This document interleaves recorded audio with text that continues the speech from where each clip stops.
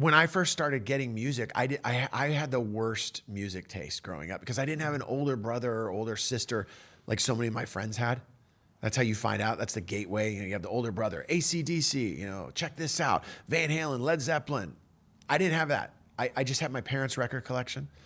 And their collection was like Jerry Vale, Ray Charles. I mean, cool stuff that I still love. Patsy Cline, Jim Croce. Oh my gosh, I love all that music. So when I started going, I went to a Catholic school in Santa Cruz it wasn't all boys, but it was mixed. But it was the same group of kids: first grade, second grade, third grade, fourth grade, fifth grade, sixth grade. And right around fifth grade, this dude, Kevin Wickersham, started coming to school there. And Kevin Wickersham, first of all, he was the original bass player in the Swinging Utters. So he, went on to start a great band. But at this point, he had an older brother and sister, and he would turn me on to music that they were listening to. And another kid that was in that class was this guy named Johnny Bennell, who ended up being the singer for the Swinging Utters. And I remember I would go over to Johnny's house, and his older brother, Steve, we would go through the record collection, the Kinks, the Who, and it was like going to a library of music. And as I got older and hung out with these dudes, they would turn me on to more and more music. But at this point, we're not punk rockers or anything like that, but we're just trying to find out like what music we're into.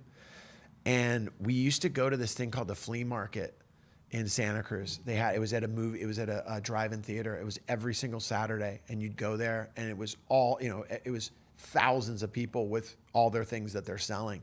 And you go in there, and you maybe find, we were always looking for stuff for our skateboards, or we're looking for like a surfboard that was being sold cheap. And I remember as we got older, those two dudes went to the flea market to find records.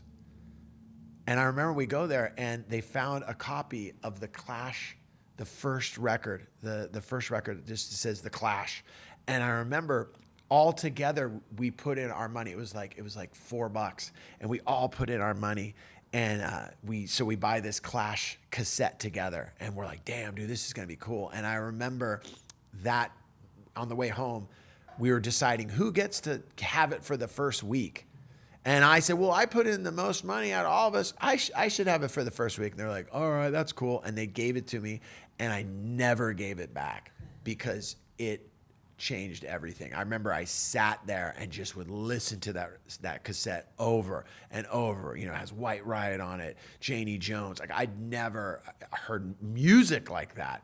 And a sidebar to that whole entire story was when we were in 6th and 7th grade, it was a big thing to journal. Like, it was kind of hippie, and the teachers that we had was like, you need to journal. You write down what's going on in your life, and this way you put it in the journal.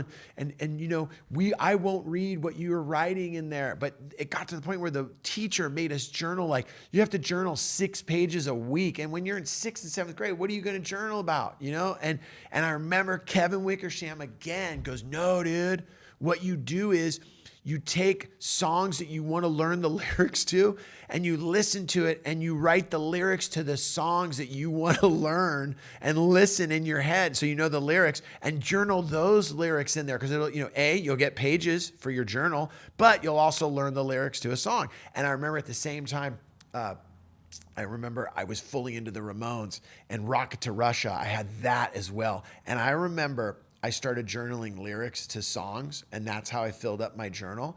So like Lobotomy, DDT did a job on me. Now I am a real sickie. Guess I'll have to break the news that I've got no mind to lose. Like, I'm writing all those in there, and I always think about, I wonder if my teacher ever went through my journal, because you wouldn't label like what song, you just write and all. She's like, who is this kid talking about DDT did a job on me? Well, yeah, that was the way I started getting into music and finding out about these bands, was through Johnny Bennell and Kevin Wickersham and the Flea Market in Santa Cruz.